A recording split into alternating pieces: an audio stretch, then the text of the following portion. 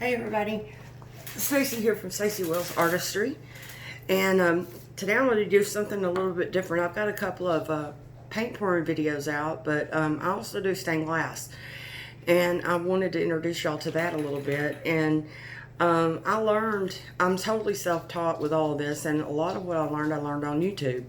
And so I thought I might make some videos about stained glass that would have helped me when I was learning how, and go over some of the things in detail that I had a hard time finding videos for.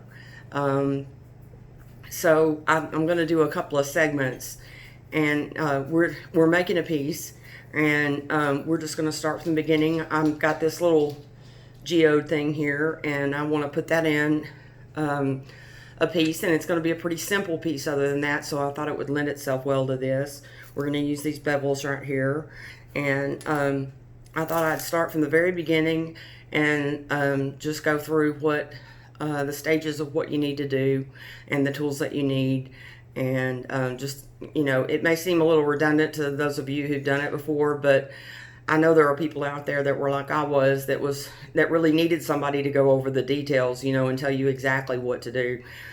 Because you can learn how to do this on your own. I did, without taking classes. But I mean, I recommend classes. I teach classes for anybody that's in the area. I do that. But I wanted to make a video that would address that level of skill. So if there's anybody out there that's looking to learn how to do stained glass, maybe this will help. First off, let me show you some of the pieces that I'm working on. These pieces are for a show that I've got coming up, and they're in different stages of production. So right here is a wave, and it just needs to be framed. It's going to be finished. Right over here is another piece that just needs to be framed, and get a better view of that. And then I got my peacock over here, and he also just needs a frame. And then this piece right here I've cut out and I've started grinding. I have a little bit of grinding left to do, and then I'll foil it, and then it'll be time to solder. So those are the stages. But first, before you do any of that, you have to draw a pattern, and or get a pattern. You can buy patterns and you can find them online. There's different ways of going about that. I draw most of my own patterns. The peacock I did from a pattern I found, but most of the time I draw my own patterns. It's not that hard once you get used to it. What you need to get started first off is some carbon paper like this. You can buy it at Walmart or Staples or something. I use cardstock to draw my patterns on, and you can get that at Walmart too.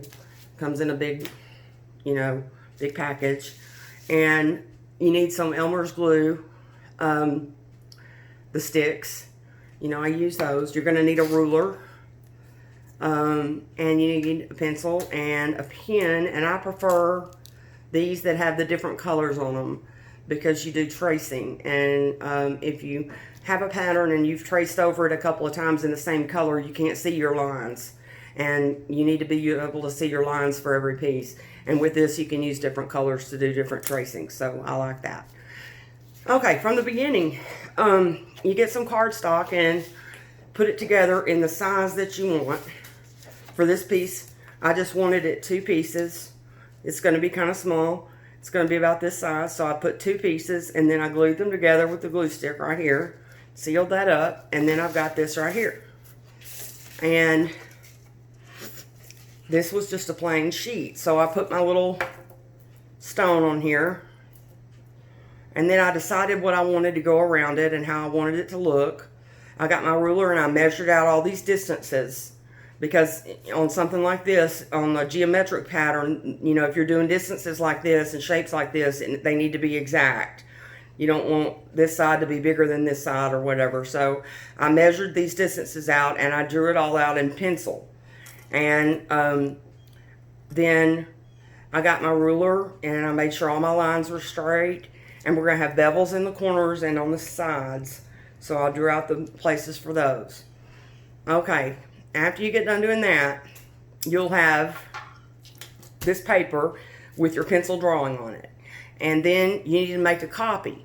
because one copy is going to go under the piece, and that's where you're going to put your pieces of glass on and where you're going to work. And the other copy you're going to cut into pieces that are going to be used for cutting your glass out. Okay, so you need 2 copies like this, and it's labeled, and I'll get to that. So you get your cardstock out again, and you line it up with this one, just like this. And you get your glue stick and you glue, and you make another page just the exact same size as this one. You line it up exactly the same. So you got a blank page here.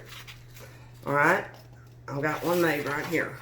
I've already labeled it. But you got a blank page just like this one. So then you need to make your copy. And how you do that is you get the copy that you've already drawn on, and you put the carbon paper underneath it with the opaque side up. You want the shiny side down.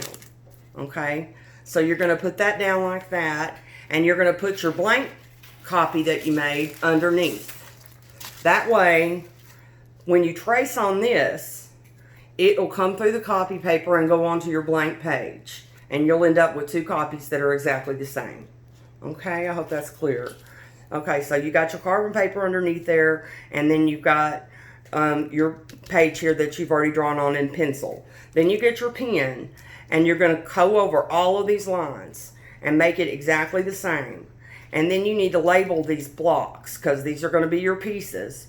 So everywhere you want to bevel, I write bevel, and I'm going to show you a close-up of this, but everywhere I want to bevel, in the corners and on the sides, I've written bevel. And then around the stone, I want clear glass, so I've written clear on these 2 pieces, so I'll know. And then around the outside of that, I want teal, and I've written teal around it. In each piece, you number your pieces. You're going to start numbering wherever you want, and just number each piece that you have. And that goes like 1, 2, 3, 4, 5, 6, 7, and so on. You number every piece that's on here except the beveled pieces. You don't have to number those because they're not going to need a number. But you number every other piece. See this? How it's numbered? 1, 2, 3, 4. See, you number every piece, and then you write what color glass you want on each piece. Okay? And if you want glass that goes in a specific direction, like like on this one, there's a possibility the clear that I might want to use is a directional glass. And if you're using some you know, any other kind of glass that has lines on it, or the wispy glass that goes in, the lines go in a certain direction, you want that all to line up. You don't want your lines in the glass going up and down on one piece and side to side on the next piece. That doesn't look good. So however you want the lines to go, if you want them to go side to side or up and down, however you want it to go, you need to put arrows on here that show, I want my glass going this way. I want my glass going that way. And on this one, the teal is a cathedral, which means it's see-through. Just plain glass that doesn't have any lines in it, so I didn't need to put my arrows on those. But I did put arrows on the clear places because I have several clears. I'm not sure which one I'm going to use, but some of them have direct or directional. So I've got my little arrows and my numbers. Okay, so there's 3 things that you need to have on each one of your pieces labeled. You need to have your numbers, you need to have your color, and you need to have your direction lines if they apply. Okay, so then after you get done, you're going to trace over all of this and write in all the numbers, all the direction lines, and the colors. And after you do that, you take this up and then you get rid of the carbon paper, and you'll have 2 copies that are exactly the same. Exactly. Okay, and that's about the end of the pattern making part. And once you get these made up, you've got, like I said, this top page is going to go under your piece, so you can set it aside. And this bottom one, you're going to cut, just like a puzzle. You cut all of these lines, so that when you're finished, you have all of these little pieces cut out. And be careful that you cut them exactly like they're labeled. Don't get fooled and cut along the line in the paper or something stupid like that, like I've done. Be sure that you cut just on the lines that you've drawn. And then when you get finished, you're going to have a whole bunch of little pieces, just like a puzzle. Those pieces are what you're going to use to put down on your sheets of glass. And then you'll take a marker and you'll draw around them. And then that's how you cut your glass out. And then all those pieces, once they're cut, will go on top of here, this other page. And that's how we line them up and how we get them, how we grind them and get them all in proportion and everything lined up exactly right. So you can then go on to the next stage, which is foiling or leading, if you're going to use lead. This time I'm going to do a copper foil piece. This piece could be done with lead, but I'm just not doing it that way this time. So when you get to the foiling stage, I'll do another video that talks about that, because that's a whole nother deal. But for this one, what I want you to understand is how to make the pattern using your cardstock and how to make your copy, because that eluded me. I couldn't figure out how they were getting 2 copies. That's how you do it. And then you cut the pieces out, and you've got your base copy and you've got your pieces copy.